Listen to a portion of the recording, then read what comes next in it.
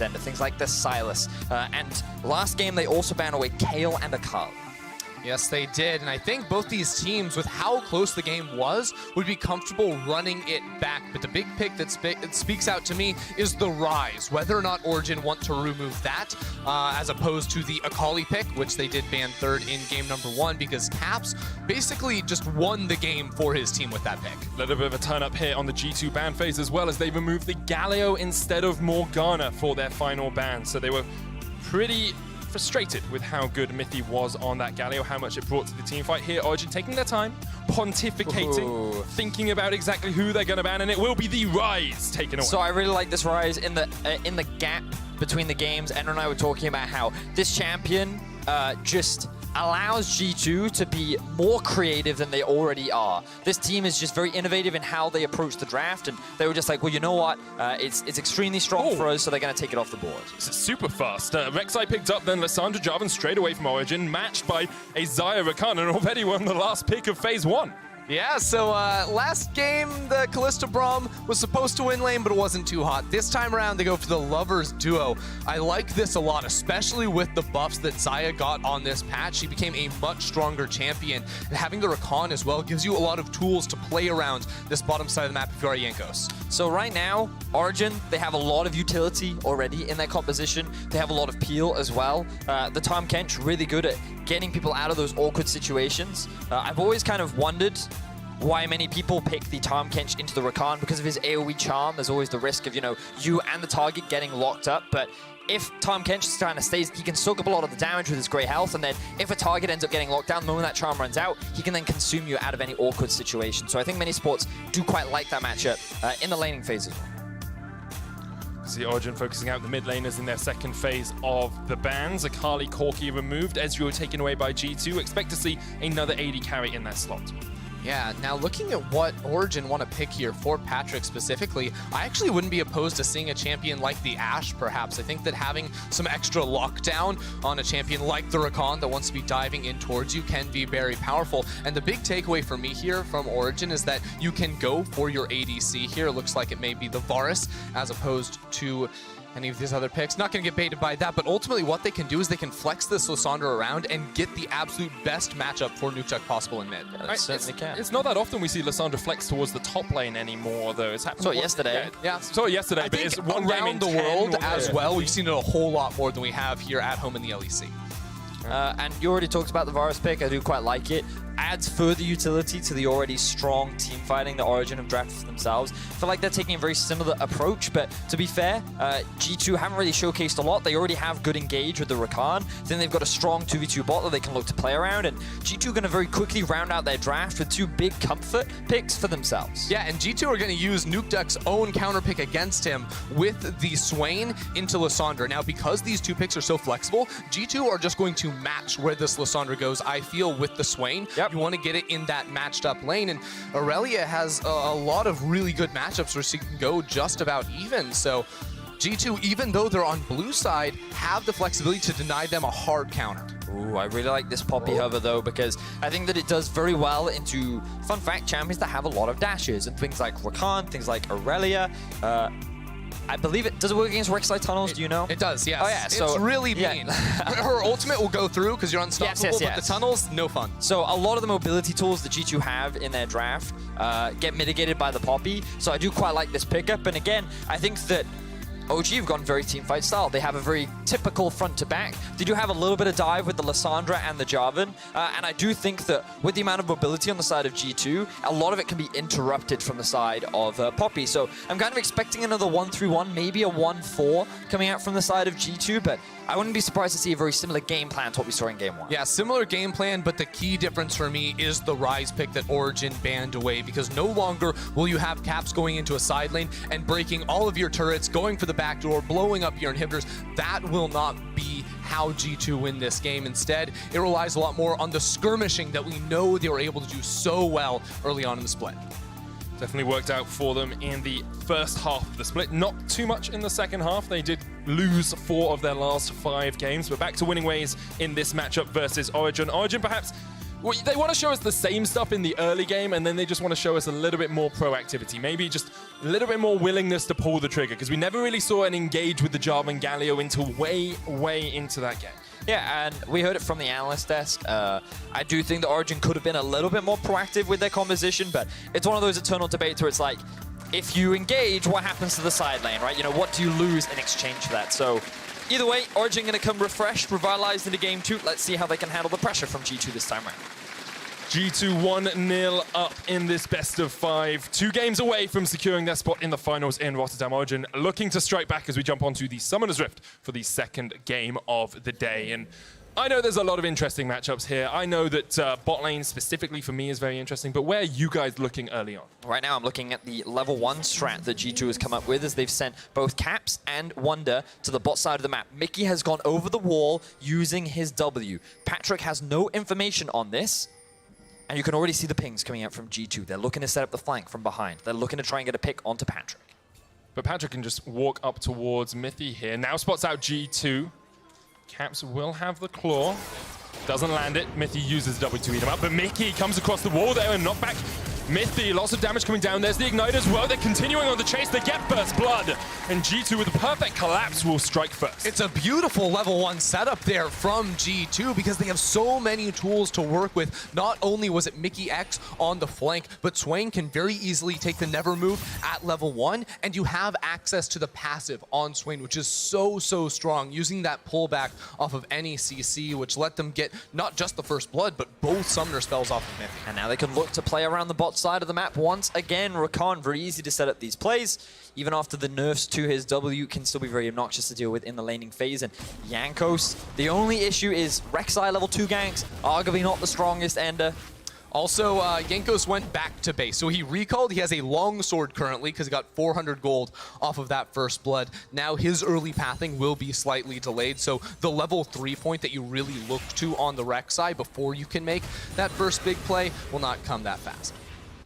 Could try and fight Kold around this Scuttle Crab, though, if he wants to. His level 2 is passing down towards the bottom side of the map. Now we'll realize that Kold is on it. Does have the smite available. Kold doesn't have a smite of his own, so Jankos could just walk up to this, but because Nukeduck can come down from mid just a little bit quicker, he didn't want to risk it. When is Jankos going to realize that in Rek'Sai versus Jarvan matchup, you can't contest the crab at level 2? Once again, he's going to lose both Scuttle Crabs, even though he got first blood and has a longsword up on the J4. Whoops, another oopsie there from Jankos. Early pathing going to go in favor of Kold. I wonder if he'll look to invade enemy topside, because he has good information that Jankos will be on the Krugs, but obviously there is the risk of getting collapsed on by Wunder and Caps. But I wonder if he's really afraid of that. You can see he's already moving into the enemy jungle. He doesn't have a vision, or a trinket rather.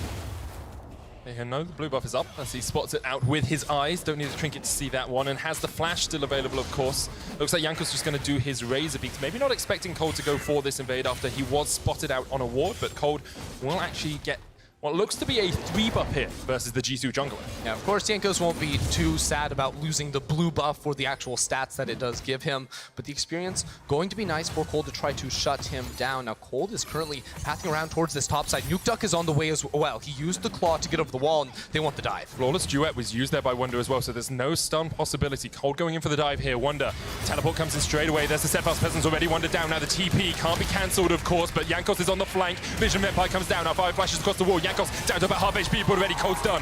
Jankos underneath the tower. The hammer into the back of Jankos will secure it. There's the TP coming in from PerkZ now. He's going to join the fight towards the top side. It's Wunder coming back in instead. PerkZ still down towards the bottom side. The claw gets Nukeduck away for the moment, still has the flash. He has the flash if he wants to look for it. No mana on towards Nukeduck, but they do get out in the end. It started as such a clean turret dive there from Origen, but the early damage of Jankos' Rek'Sai as well as the turret coming through is able to turn it around. Yeah, I love the play from Origen. As you said, I thought it was very clean.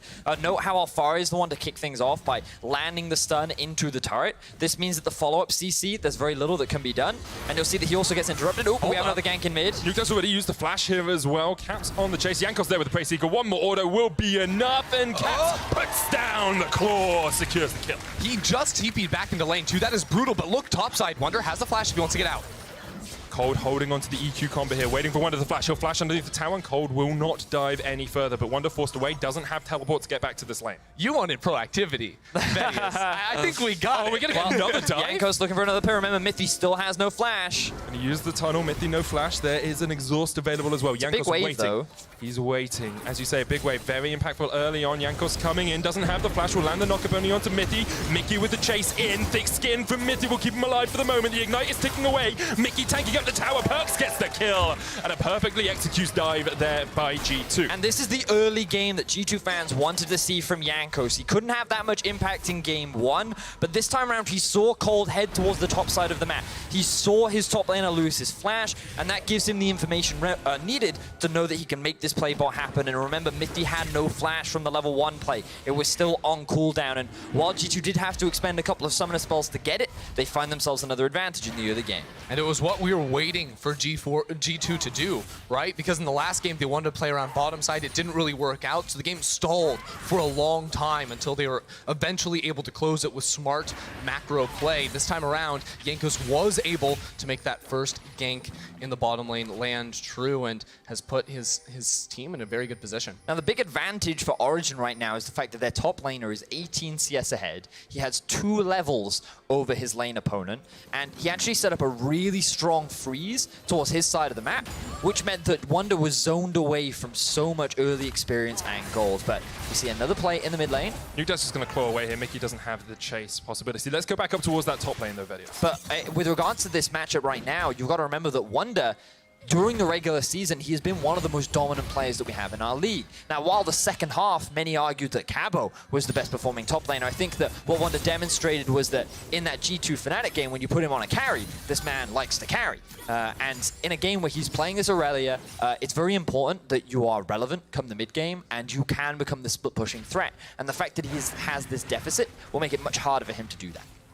Certainly will. Also, you do need the items on the Irelia before you can out-sustain the Poppy in the side lane. Trinity Force, as well as probably a Tiamat upgrade, going to be very important because Poppy, one of her biggest strengths is she can just shut you down. She goes for very early armor in the matchup. You see her do this all the time against champions like Fiora or the Irelia.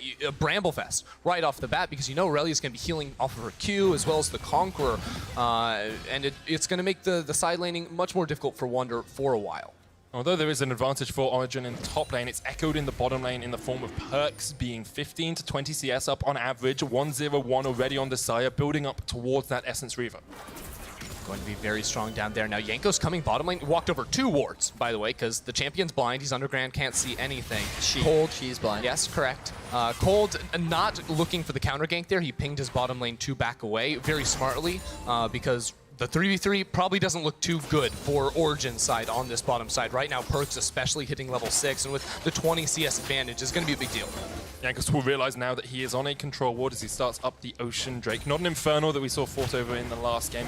Ocean, very powerful early on, of course, giving you all of that extra mana and health regen, but not something Origen are too worried about fighting over. I don't think they can afford to fight over it right now anyway. Their bot lane is at a pretty big deficit. Their mid laner, he doesn't have flash right now, and he's almost dying. He has to show respect here to Caps. Alphari is on his way down. Kold was just around the corner as well, but they decide not to go for it. There is about 1,000 gold lead already for G2, only 8 minutes in. A lot of that will be coming through that bottom lane advantage, and of course, the extra couple of kills. Lethal tempo on PerkZ there, coming in handy as they go for these early trades. If he was able to land that, I think it's Blade Caller? Blade Caller. I knew it was something caller, but we have a Root Caller, a Feather Caller, all kinds of callers. We don't have a Feather Caller, but I'll let you get away with it. All right. We have a Feather Storm. Feather Storm, there you go. There's too many. It should just be QE, W, and R. That's just the reality of it. Stick to analyzing. Yeah. You're better at it. What I can see right now is that PerkZ have priority bots, so they're going to be able to go back. PerkZ should be able to complete his first item 9 minutes into the game, and they think they've set up a trap, but unfortunately they are standing on a ward right now. It's not the sneakiest of traps that I have ever seen. But they think they're being sneaky. Exactly, exactly. Origen should just be safe here. Maybe? I mean, the minions are going to walk towards them. They'll. Oh, no! But how did they know? You can see here, though, at the moment, There's a little bit of a fight around that. Age coming in. There's the Vanguard's edge as well. Alphari coming in from the side as well. Patrik teleporting down towards the bottom lane. Wunder caught out on the back. Cataclysm comes out from Kold as well. They're trying to take down Jankos down towards the bottom side of the fight as Patrik joins the Barney. There's the Demonic Ascension coming out from Caps. He's so healthy already, but the flash away from the nether move from Patrik. Caps pops, but he gets popped. It's a shutdown for Origen. It's a fantastic TP there from Patrik as well, using the ult onto Jankos. Jankos popped up and couldn't get the knock-up because he was rooted in place. Patrik is the hero for OG in that fight. He also turned it into a numbers advantage, and in the 3 versus 3, this could have gone horribly wrong for Origen, but they knew that they had the teleport. They know that this play is safe, and while initially Wunder gets to this play first, and you think, this is looking bad, a good flash in from Caps is what kicks off the fight, and then the immediate teleport ward in, and keep your eyes on Varus. This is what Endo was talking about. The ulti onto Rek'Sai means that he can't get that knockup, he can't threaten anyone in the fight, and Jankos drops, resulting in a 2 versus 4 that OG end up coming out on top of. And at level 6 with the Halo Blades, Rek'Sai would just blow Patrik up if that ult did not connect. Now mid lane, we did see Mithy using the ultimate and his flash to find the engage. That did not land here for G2, so this is making me feel very much like the G2 that went 9-0 at the start of the split with just how fast and forward they're trying to play this game. So 10 minutes in, about 500 gold between the two teams. G2 in the advantage. CS lead for Alphari in the top lane, but it's matched by PerkZ' lead down towards that bottom side. And he's going to lose even more on the side of Patrik, rather, because of the plates that also went down in favor of PerkZ. Note how he is level 8 to the level 6 of Patrik. Also note how just a second ago, Kold was level 6 to the level 7 of Jankos, whereas Alphari is level 9 to the level 8 of Wunder. So like, you can clearly see where Origen and G2 have their respective advantages, and now they need to try and play around these leads. And that's why you're seeing Origen try and make a lot of these plays towards the top side of the map, whereas G2, they're trying to snowball PerkZ and Mithy even more. Yeah, and one of the interesting things we looked at when we saw the first half or second half of the split for G2 was where Jankos was investing his resources. Because when G2 were dominating the league, he actually spent a lot of time around the bottom side of the map, which is maybe a little surprising because Wunder is one of G2's top performers on this roster. This game, he's playing towards the weak side a little bit, and this could be bad. Alphari gets a knock into the wall. Mickey's dunked. That is a very roast chicken. The Chain of Corruption still going to land on towards Jankos. He'll flash away, but that's his Summoner spell burned. And Origen continuing to play around this blue buff. And playing around the top side of the map. This time, though, they brought the entire family. They used the Tahm Kench ultimate to dive onto the backside, and they were able to lock down Mithy, who is just trying to clear a control ward. Origen have now equalized the kill score and demonstrated that they can match G2 in the early game, just like they did in Game 1, and that they can hold their own against the first seed at the end of the regular season. Yeah, and they're on a great timing here to pick up this Rift Herald with pressure in the top lane, mid lane as well. They can decide where they want to put that down to try and crack a tower to get the plate money. Get some more control here. Jankos has something to say about it, though. Yeah, Nukeduck has the flank position here. Jankos no flash. Will pop the Void Rush onto Nukeduck. The charm comes out as well, roots them up in the place. Caps is on the other side of the wall and can't join the fight. But maybe he's going in as the Vanguard's edge comes out. The Keeper's verdict. Not gonna connect. A great stun. Nukeduck is down from PerkZ. Mithy chased off towards the top side. Wunder gets another kill. And G2 were able to find the perfect fight in their own jungle. Now Patrik has to get away. Mithy chasing onto Mithy. Licks him out. Spits out PerkZ as well. Isn't gonna quite have enough damage. And PerkZ will take down his former support. Ooh, big team fight in favor of G2 this time around, but you have to give props to Wunder in that fight. He landed such a crucial stun onto multiple members to help swing the fight in the favor of Alphari. So observers, please, when we get into the replay, give us that slow-mo, give us that zoom in on Wunder, because if he didn't interrupt that Alphari ultimate, that could have been a one-team fight for Origen. It definitely could have. His engage at the start as well, flashing over the wall to throw down the ultimate, CC them inside of that corridor was absolutely great to watch. And he's really mitigated that disadvantage up towards the top lane as well. They're within 5 or 6 CS, while bot side, there's a 40 CS lead for PerkZ. He's 3-0-1 on this Xayah now, in such a strong position when these teamfights do kick off.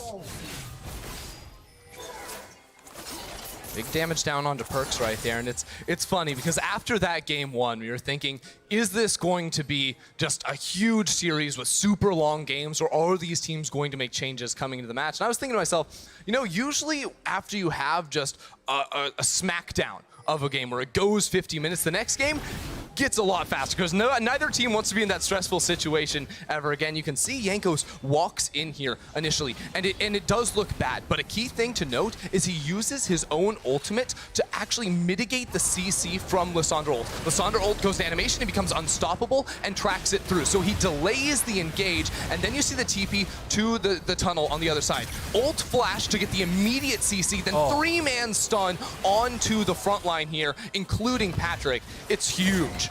Wunder caught out here, gobbled up by Mithy. Now Alphari should be able to get the final auto attack down. He will go out. And Origen find another kill. 4 plates to 1 in favor of G2. You can see actually Origen weren't even able to pick up the gold from the plate they did acquire. So a bit of an overextension in the bot side from Wunder. He wasn't expecting Mithy's ultimate to show up, turning it into a 2 versus 1. But G2 right now hold on to the gold lead, 25.4 to 24.5. Still a very close game once again. I kind of wanted to think at Ender about like, what are the next steps from here? What are we kind of looking at in terms of where the teams are looking to play? Because something we talked about for G2 is, it is once again very much the 1-3-1 style. They have the Swain and they have the Irelia, so they're able to play on these side lanes. And how about on this 1 versus 1? And for Origen, again, they have a little bit more of the team fight-esque. So how will they try and set these things up and how will they look to try and get back at G2? Yeah, so I think one of the most important things coming into the 15-minute mark now with objectives on both sides, turrets, you have the Ocean Drake as well as the Rift Herald, is who is actually in the mid lane. And right now, because G2 have such a big advantage between PerkZ and Mithy, he's actually just 1v2 right here, walking up and pushing the wave. So G2, for the foreseeable future, are going to have permanent mid lane priority, which makes it much easier to either make plays on the sides or look for either of these objectives, because it will be OG with Patrik and Mithy showing up a little late to those engagements. And one of the things I think that G2 could look to play for is this Rift Herald. We can already see that it started off, but one of the things that they'd set up beforehand was this vision control throughout the river, and it ties back into what you were talking about, and they had priority mid, they had priority top, and they just cleared out all these wards so that this area of the map is completely invisible to Origen. Thank you, observers, for helping us illustrate that. As you can see that now this should be a free Rift Herald, and now this means that breaking that mid-tier 1 becomes a lot easier for the side of G2. See Kold trying to answer with an Ocean Drake for themselves. Will match up against G2's Ocean Drake they've already taken, but as you say, the Rift Herald can open up those towers pretty well. In terms of itemization, we are sitting on a Rod of Ages already stacking up 4 caps. He's at 3 stacks. Protobelt was just finished in the mid lane as well. PerkZ has to pop the ultimate to get away. Mithy eats up an arrow to the back, but they will be able to escape. Mithy still has the flank position here with a flash and quickness if he wants to go in, but it would be a outnumbered fight if they did engage. Yeah, in the meantime, G2 have Jankos positioned around top lane. He just actually reset, knowing that the rest of Origen's around the mid, because they get that top lane tower for free because they were able to absorb the engage from OG. So have a look at the minimap right now. You'll notice that this is exactly what Origen did last time.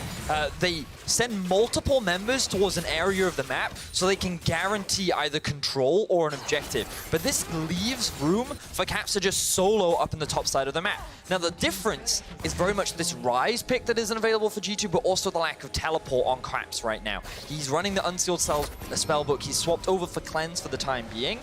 And now he's actually grabbed himself an Exhaust as well, while his Flash and TP are on cooldown, which means the Origen don't actually get punished for this, and they can even use Tahm Kench's ultimate to then move back up to the top side of the map, catch the wave, and now they can start grouping up mid and sieging onto this tower. Yeah, I think OG are ideally looking to find someone out of place on G2's side, because they have a lot of individual pick potential with this team composition. You also have the Tahm Kench ultimate as well to try and collapse on a side lane and find a kill onto a member like Wunder, which we've already seen them do. That's what OG are trying to do by running around with multiple members, whereas G2, because they picked up the Rift Herald, now have a lot of people focused around this mid lane to try and break that. I actually really like this Rift Herald timing, because Alphari was heading down towards bot to stop Wunder, but Wunder's going to get a free tower here because he had to come back and answer the Rift Herald push. They won't get mid, but they will get bot tower out of this. So again, good map play from the side of G2. By effectively creating a distraction in the mid lane, it then opened up Wunder to take this tower. Ooh, shiny thing over here. Yeah, exactly. But I guess it's better to say a point of pressure, right? You know, like they're attacking this point, and then you leave a point of weakness elsewhere, which they then use one of their side laners to attack. And again, like we've said a lot so far in these first 2 games, but I really want to reinforce that. That is what G2 is very good at. They're very creative in how they create like a focal point. They say, this is what you need to focus on. Pay attention, pay attention, pay attention. The moment you look, before you know it, something behind you has happened and you're suddenly at a deficit. And that's what makes them so scary to play against, because on paper, Origen is doing a lot of the right steps. They're taking their time, they're playing around their win conditions, but whenever they set up to do what their team needs, something creative, something unexpected is happening that gets in their way. Exactly. Often for G2, it's about just increasing the tempo of the game, whether that's just like throwing so many fights at you that you're bound to make a mistake eventually, because the thought process for them is, while Origen are this slow, calculated team where they need to see what's going on the map, then make a decision around that, and then act on that decision, G2 are just acting. So Origen are still trying to assess making it up on the going fly, do you know what I mean? No, legitimately. And what it means is that Origen are still stuck in this planning phase where they don't get to take all the information, and instead they just must respond immediately. And that's where teams tend to make mistakes, and that's how they really exploited a lot of the teams in the LEC early on. Our mid lane tower will fall for G2 as we come up towards the 20-minute mark. Once again, they have a 1,500 gold lead. Feels very reminiscent of Game 1. They seem to just be pulling Origen around the map. But Origen have the superior team-fighting team, so maybe just waiting for another item, another half an item on some of their carries before they can group up. Let's also not forget where those advantages came from. And this is a great time to bring up this graphic. You can see that PerkZ and Caps built up very strong leads during the laning phase. And Nukeduck, he stayed relatively even with Caps, but Caps has built up a little bit more of a lead because he's been going off into the side lane. But who really had the gold advantage was Alphari up on the top side. The problem is that Wunder has started to close that gap, whereas Patrik has not. And you can see how there is still a 2,000 deficit between those two carries, whereas Wunder is getting more and more gold and is starting to catch up to Alphari and should be more relevant as we approach the mid game. And we praised G2 in Game 1 for their lane assignments, how they were playing a 1-3-1 or a 1-4. It seems to be working out incredibly well for them again this game. They just seem to find more CS, more gold on the map than other teams. And now we'll see Jankos coming up towards the top lane as Caps was just playing defensive here. Nukeduck backed away. And for the moment, no action will occur.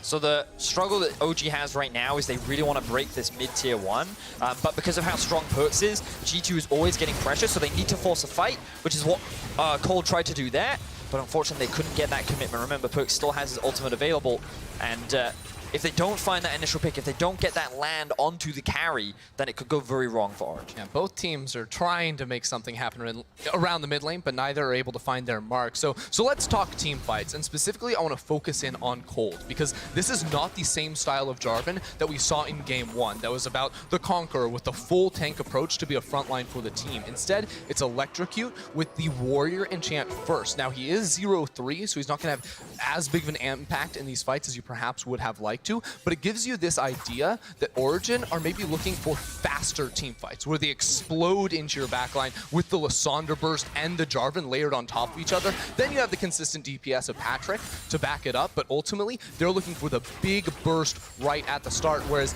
G2, you see picks like the Swain and the Irelia that really value more extended fights where they can make full use of the sustain in their kits.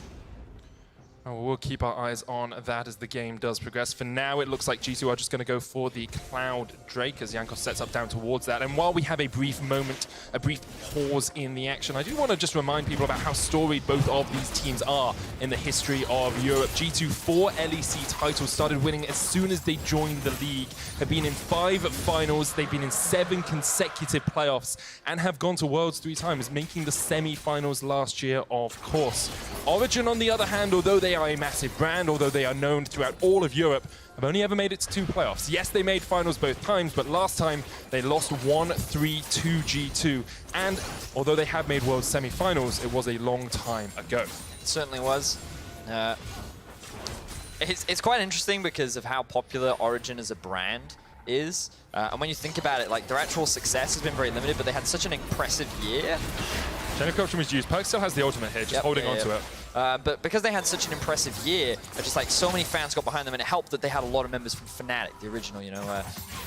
But now they're looking to change things around as they make a play down towards the bot side. There's no Chain of Corruption on Patrik, so they can't lock Wunder in place. He did have to use the flash to get away. G2 trying to get mid-prio because they know that the Tahm Kench is down towards the bottom lane. But it looks like Origen actually might keep 3 players down there and go for the push on this inhib tower. Yeah, so this game, it's Origen with the global pressure, but the key difference is that they have to commit 2 or 3 members to a lane, which means that you can't actually respond with a 4v5 on the other side. There's also not a teleport on a player like a Tahm Kench to react after making that move towards bottom.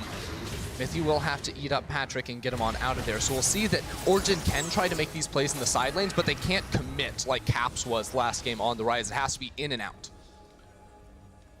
24 minutes in, there's about 1,000 gold between the two teams. We are seeing 2 items now complete as well. Patrik has finished the Ginsus on the Varus, so it is that on-hit Varus that we usually see. Lethality Varus, a long time in the past, of course. 2 items on PerkZ as well with the Essence Reaver, building up towards that Infinity Edge next, you have to think, on the Xayah. Will have a lot of damage if he can get those feathers off in these team fights. I mean, what still impresses me is that PerkZ is currently level 14 as an AD carry. Not very common. Usually they are a little bit behind in terms of experience, but the fact that they have 2 levels over the jungler and he has a level over Nukeduck, That's insane. PerkZ is going to be quite the scary carry this game, and I feel like it comes back to a point you made earlier, Ender, where because of how far ahead he was, he's been 1v2ing the mid lane and still gaining priority, and because he's on Xayah, he still plays relatively safe. So he's a big threat right now, and he has just completed his 3rd item. So now I wouldn't be surprised if we saw G2 look to try and start some fights. While we do talk a lot about their ability to 1-3-1, Swain, Rakan, Irelia, all still very potent team fighters. It's just about how you set up that team fight. You need to be the one finding the engagement, finding the flank.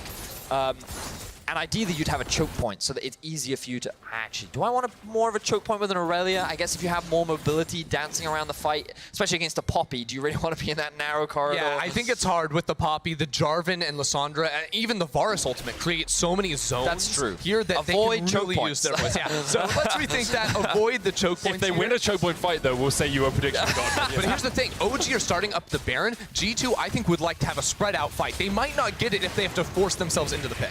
9,000 HP left on the Baron. G2 trying to answer. PerkZ on his way across. Slow.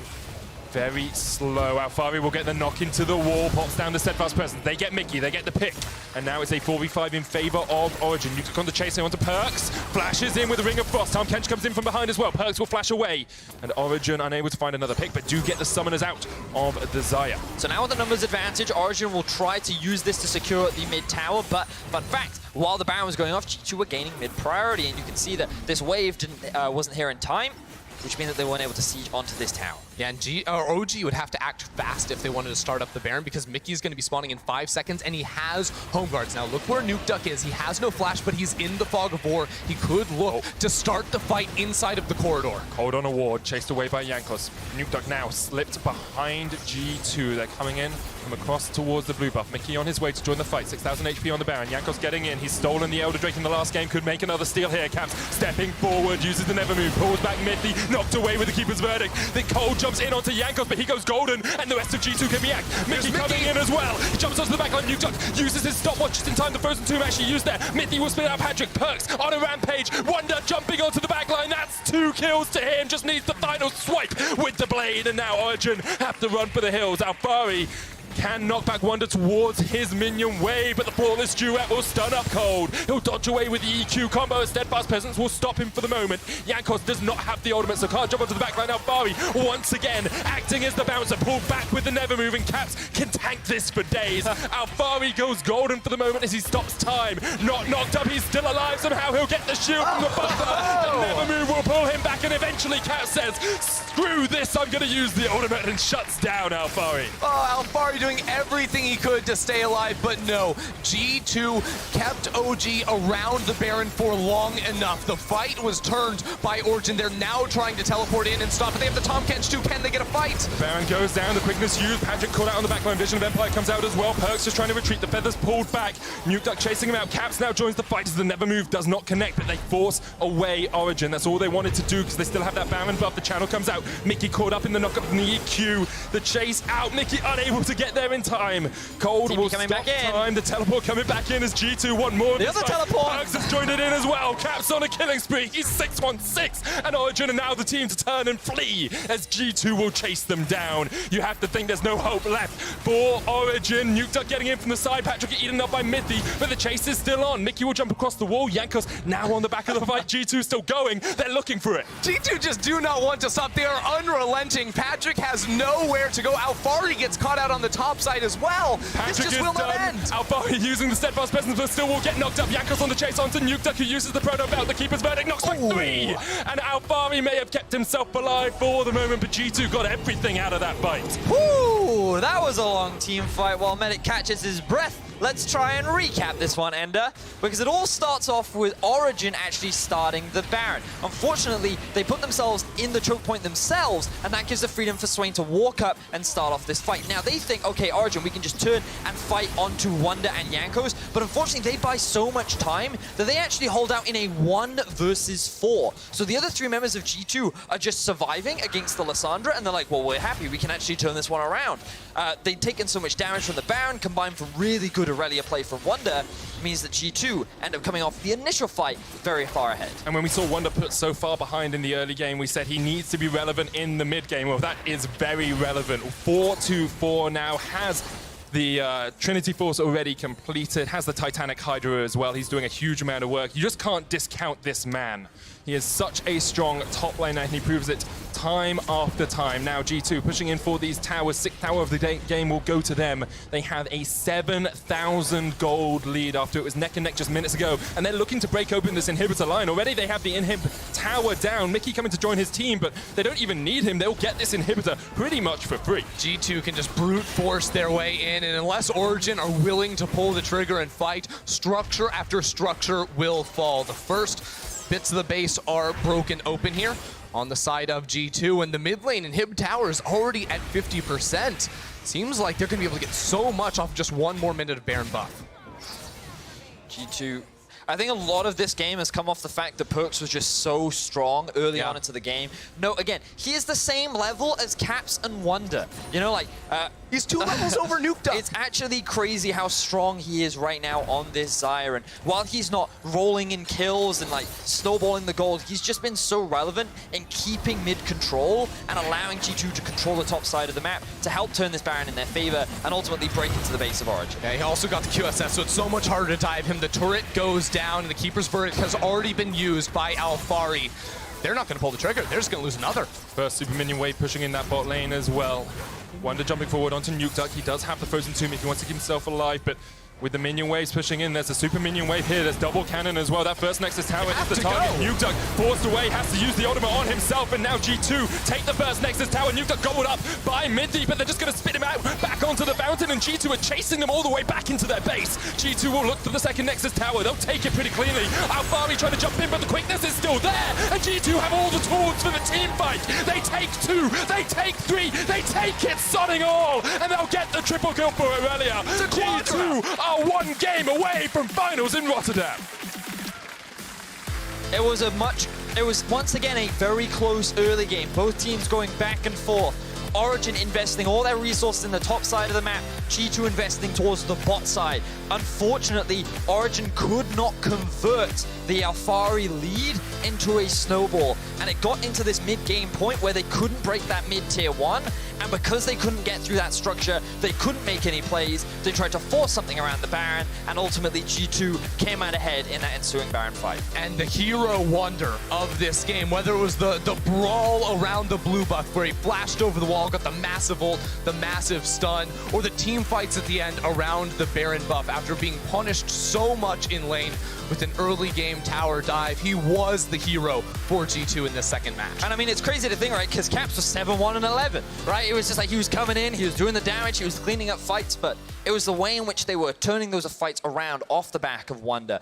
And props to Jankos as well. Yeah. His use of the ultimate, the amount of time that he was buying. Often when the fight started, he was always the guy that they were diving onto, but then he would just buy enough time for the rest of his team to reposition, and then they could turn the fight into their favor. Yeah, but now think about the mental here of Origen. Game 1, fully in their control. They lose to a base race. Game 2, they get just blasted out of the water. They made a bad call around Baron and died for it. Now they're down 2 games against the best team in the league. How do you come back from that? And that call felt desperate at times as well. TPing in when the Baron was already down. It felt a little bit like Origen were just grasping at straws, but only 1 win is standing between G2 and eSports in the final. We're stepping away, but fear not. We'll be back for match point in a few minutes.